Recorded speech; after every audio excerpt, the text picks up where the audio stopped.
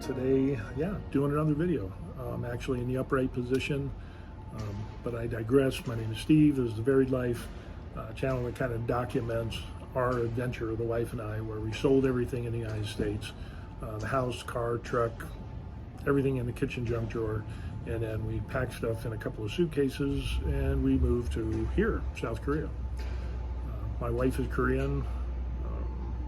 I've been overseas in the military. I had 12 years of overseas service. So moving overseas wasn't a big deal. But this channel is kind of just, as a hobby, as something to do. I'm not going to get rich off of this YouTube channel. It's not even monetized. But kind of document some stuff, help some other folks out that are in a similar position that are looking to retire in Korea or just checking out overseas retirement as a whole and some things to take into consideration. With that being said, a lot of people ask and they say, well, why did you want to retire overseas? What are the reasons? Well, in the United States, I would have to work till I was almost 70 and then I could retire. But seeing that, men usually live to about 80, 85, depending on life expectancy, that only gives you like 7 to 10 years of retirement to enjoy. And that just seemed like a losing proposition. Work 60 years, 50, 60 years, and then retire and get 7 and 10 years of retirement, and then you're kind of heading downhill from there. Just didn't seem like a good trade-off. So there was that. And you couldn't do that being in the United States in our situation. In my situation, I was a military retiree, so I'm getting a pension from that. I worked for the state of Colorado and Department of Corrections for 11 years. So I've got some investments in that. And of course I have some VA disability, and we have some other money and things that we had done, after I retired from the military, saving up money, paying off the house and different types of stuff that it would be hard to retire in the United States because of the ever-increasing expenses. And I think that's the biggest concern. Well, the second concern. The biggest concern is that if you're in the United States, you're not going to be able to enjoy your golden retirement years as long as you do in a foreign country where the dollar goes further. The other thing comes down to expenses. Those things are kind of tied together. So unless you have a lot of money at your disposal, expenses comes into play. And the expenses we have in the United States versus the expenses we have here, there's a big difference, and it's more beneficial for us to retire and live here than for us to live in the United States.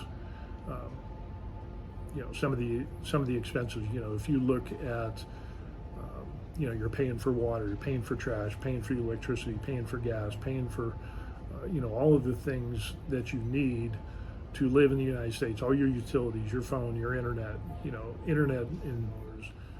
So there's a significant savings there. Property taxes. For our house in the United States in southern Colorado, in a town of 3,000 Florence, Colorado, our last property tax bill was $1,700 a year. And it goes up like clockwork, like $100 every year. So if you push that out, from 50 to 65, 70 years old, you can imagine what your property tax is going to be by the time you retire.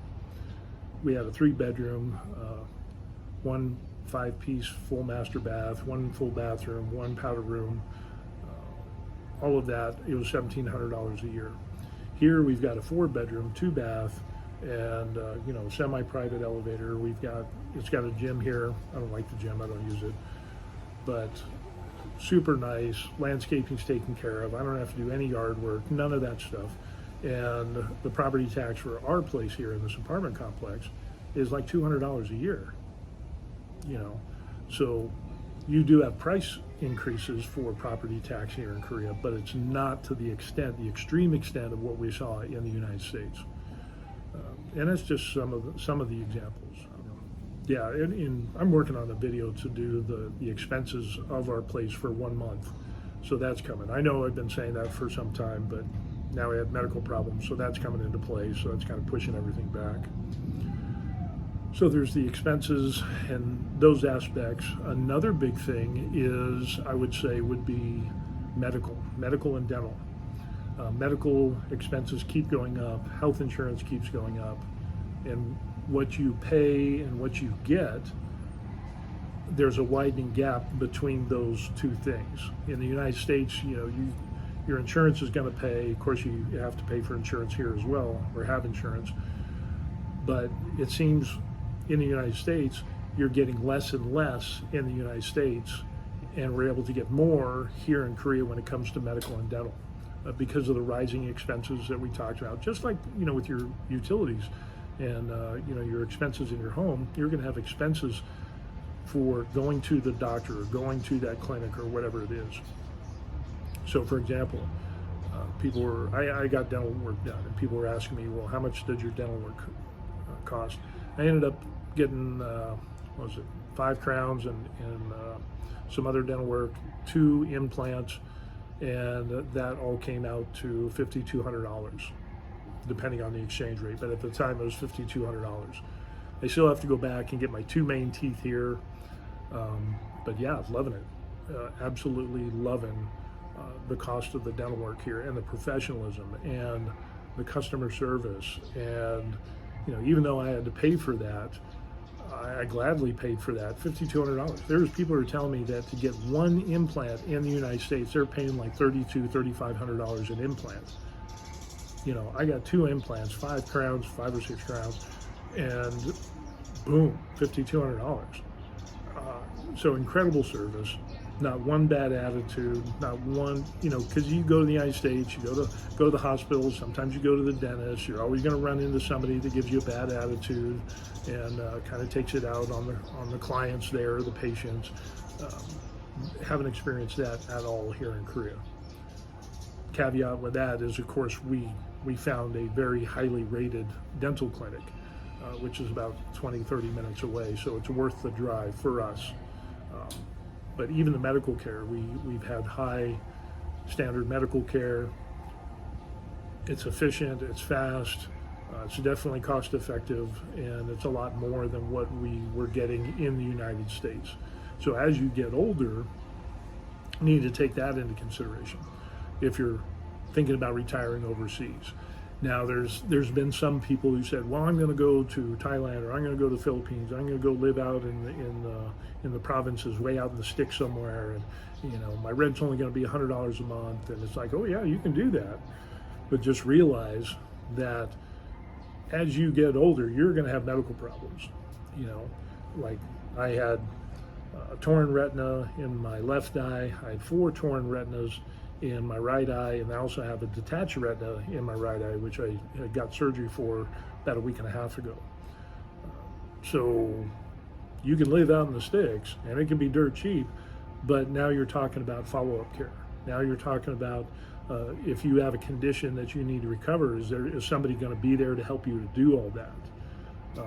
Do you have access to medicines? Do you can live off the grid, way far out, away from everything.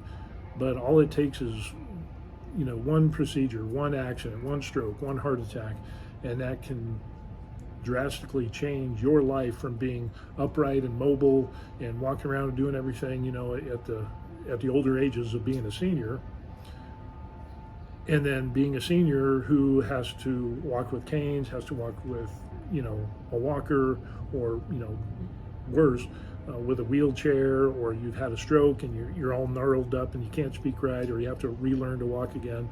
So that type of lifestyle, you might not be able to do that for as long as you think, okay? Because life changes in a heartbeat. So think about that if you're thinking about retiring overseas.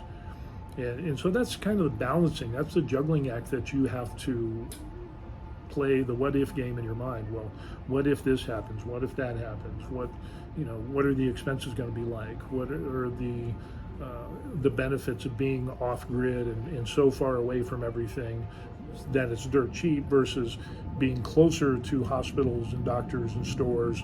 You need to find that happy medium, and definitely have a backup plan to that. So if you can barely make it and afford it in a super inexpensive area, what happens if there's a medical, you have a disease, a stroke, or whatever? Can you move to a place where you can get that medical care, or you might have to move closer just to be in that follow-up medical care that is ongoing. Can you afford that? So in other words, have a plan B. There's some people that don't think about that. They think as long as I can just make it, if I can make it on $700 a month, I'll make it. But all it takes is one accident to dash those dreams, and then you got to go back to the States and do what? You got to be homeless. You got to be, you got to have to start all over again. Or what are the living conditions there? Things are more expensive. There's just a lot of different things that you need to take into consideration. Besides that, the big draw of being able to retire early, medical, dental is good over here and in other countries, that you have a good expat community, a slower lifestyle, a slower pace of life. Now there are places where you can be in the city and be in the nightclubs and do all that, the city life. That's not really for us. Those options are available, but you're most likely going to pay more for that, those types of things than you were if you're just kind of living in a normal neighborhood. So it really kind of depends on you. I've had people ask me, well, where should I retire? Where do you live? I want to retire where you live. And it's like, well, what do you do? What is your budget? What is, tell me what is what's the best car to drive? Tell me what's the best apartment to buy, and all this stuff. And it's like, I can't really say, because our budget and what we pay and the level of comfort that we want, the standards that we have, might be totally different than you. Some people don't mind living next to train tracks. Some people don't mind living in a noisy, busy city. We're not that way. Some people like big, huge places. Some people like smaller, more comfortable places. I can't really say definitively and say, well, this is good for you, because I don't even know you. So if you send me a message or a PM or whatever, and usually most people contact me on Facebook or Messenger, or through comment, and we'll get in touch that way. Don't ask me those questions, because I can't answer for you. I don't know what your family's like. I don't know what you're like. I don't know what your hobbies are. If you're kind of an indoor person versus an outdoor person who likes to hike and all that stuff, you need to take all that. Are you a mountain person, a city person, a beach person, a country person? Do you mind being the only foreigner around, or do you need that community of like-minded people or expats as you're in your retirement? There's a lot of things to consider with that. I know one thing that doesn't work well is if you have one spouse that is headstrong and demanding on retiring overseas, and the other spouse doesn't want to. Or one spouse wants to be in the city, the other spouse wants to be in the country. You need to have some type of compromise. You both need to be on board with retiring overseas. Otherwise, you have a very strained relationship. So, those are other things to take into consideration as well. If you're thinking about retiring overseas, you got to have a good reason why. You have to be able to overcome obstacles and adjusting of living in a foreign country, putting up with the bureaucracy, the government paperwork and the things that's associated with having a retirement visa, a long-term visa in that country. And the experiences can be from awesome to terrible. I'm never going back. I'm moving away. It's just there's such a wide variety of experiences that you really need to dig into it and do your research before you make that jump, in my opinion. Now, some people just get on a plane, show up, boom, and they deal with the obstacles. Be damned, who cares what happens? They're going to fight and kick and scratch to retire in that country of their dreams, and it works for many people. Me, my wife, we're a little bit more cautious about that. We want to look at the system of government. We want to look at crime. We want to look at safety. We want to look at what's our plan B. What happens if the country that you're in changes their stance on immigration? What if they change their stance on expats and retirees, foreign retirees living in their country? It can just change at a drop of a hat. Korea's been pretty stable They don't really have a retirement visa unless you have a ton of money, which we don't. But we were able to retire over here because my wife was a Korean citizen, became an American citizen, and then we found out she could get a long-term visa, an F4 visa, for being of Korean ancestry, and she could come back on a long-term visa. So with that, being her spouse, I could come and have an F1 visa, which is pretty easy. You can apply for the F1, F4 visa before you come to Korea, or you could come to Korea on a tourist visa, which is 90 days. And like in our example, we got here at the beginning of October. We submitted our paperwork for the F1 and F4 visas about the second week after we had been here, and then it took 2.5 months, and then we were able to get our alien registration card or Korean registration card. So now we're legal long-term residents, aliens here in Korea, or immigrants, whatever you want to call it. But that takes some time, and it cost us we paid a Korean immigration lawyer about $550, maybe some change, to do all the paperwork for us. We just had to make a couple of trips to some places. It wasn't really bad.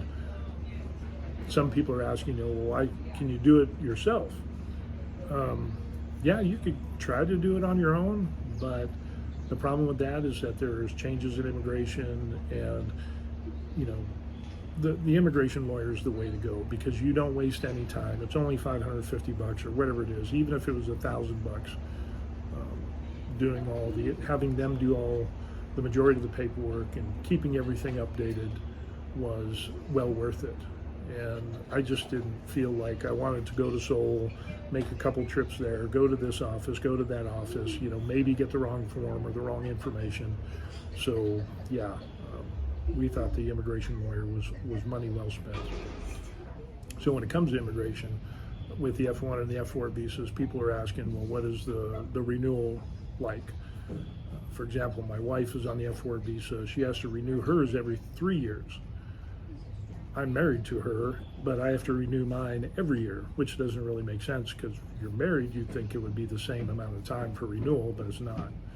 So the next time we go and do our renewal, what we're going to try to end up doing, according to our lawyer, is to put in and some additional documents for, like, our marriage certificate, showing that we have a daughter, who's 30 years old and a doctor and whatever. And then with that, enough proof to show, and they'll extend my renewal. Instead of being 1 year, it'll end up being 3 years, which will be nice. It'll give some more flexibility. And the bureaucracy here in Korea that we found with the immigration offices and stuff like that ends up, it hasn't been bad at all. So yeah, the Korean immigration over here has been fast, it's been efficient. We haven't had any problems, as I've heard that they had in the past. They really get better over time. And some of the fears that I had about Korean immigration and bureaucracy has really was not worth worrying about after we went through what we have so far. So yeah, it's just really good. We've had real good experiences, but then again, the wife and I haven't been in any trouble or anything. We're kind of boring people. We got a good immigration lawyer, and I'll put that. There's a picture of the contact for our immigration lawyer. She's been awesome, great service, just sweet person. Speaks Korean, doesn't speak any English, but the services that they provide are just awesome. And this is kind of a plug for them, is that they're in the same building as the Korean immigration office in Songtan, which is outside of Osan Air Base. So if any changes happen, they know right then and there. So they're able to stay abreast of all the rules and the law changes and stuff like that. And again, you just can't beat the service that they provide. So anyway, end of the shameless plug. I don't get anything from it, but they helped us out a lot, and we're going to keep using them for our renewals and so on and so forth. So yeah, that's what we end up seeing when it comes to thinking about retiring overseas. About being able to retire early, enjoy your golden years longer, less expenses, which is better on the pocketbook, that allows you to retire and be retired longer, enjoy those golden years. You have to look at the safety, Korea is awesome when it comes to safety. Bureaucracy isn't bad. There are some strange things compared to the United States, but you know what? If you go to any country in the world that's not the United States, you're going to find some strange things or different ways of doing things. So you just need to be flexible enough to let some of those things go. So, for example, parking, driving, rules and laws that in the United States makes no sense whatsoever. Even to my wife, there are rules and laws here in Korea that make absolutely no sense to her at all. But then again, we've been out of Korea for so long, and if you were born and raised here and lived your entire life in Korea, then those rules and laws that's your norm. So the good thing is, as being a retiree overseas, you need to let stuff roll off your back. So when you see people that are, or rules and laws and officials or whatever it is, that just, you're like, man, that is so stupid in your eyes from your perspective of being in the United States, but it's not in Korea. They're probably looking at the way that we do things and they're like, yeah, that's stupid. Just let it go. And that's the other great part about retiring, is that you get to let stuff go. I was notorious for, well, not notorious, but I was pretty bad when it came to road rage. And here, we spent a year in Hawaii, and it was just like learning to let go, have that aloha, attitude of, hey, dude, bro, just pull in right in front of me. I don't care. I'm retired. I'm not in a rush to get anywhere. So if you have that type of mentality, that will make your experience of retiring overseas that much easier, by just letting it all go. Recently there was I belonged to a page, and this one individual got super mad. Put a cape on him. He was super mad about some minor parking violation thing. Somebody parked somewhere where they weren't supposed to park, and or where you wouldn't park in the United States. And either way, it doesn't really matter, because you and I aren't the ones to enforce the parking rules and give tickets and fines and whatever. That's the law enforcement. That's the police job, or the parking attendant's job, parking enforcement person to do. I see it, realize it, yeah, it's not too smart, or man, it doesn't make sense. But then it's like, okay, I'm retired. I don't care. Not my job, not my problem. I'm staying in my lane. I'm minding my own business. But this one person they fuming mad, and it's like, then why are you here? If something that small and insignificant that doesn't bother you, doesn't infringe upon the rights of other people, doesn't physically hurt anybody or damage property or whatever, because somebody partially parked on a sidewalk, and it just blows your mind and ruins your day and steals your peace and joy, yeah, your retirement overseas is not going to go well. And you're going to make your life miserable. You're going to make your family's life miserable, and it's just you're going to have more miserable moments than you will if you just let that stuff go. So if you're very high strung, if you're high stressed, if you're so observant to every single room, if you're like an HOA president and blah blah blah blah, and that's what your life revolves around, is following rules and being bent out of shape if they're not, you might want to rethink retiring overseas. In the United States, there's personal space.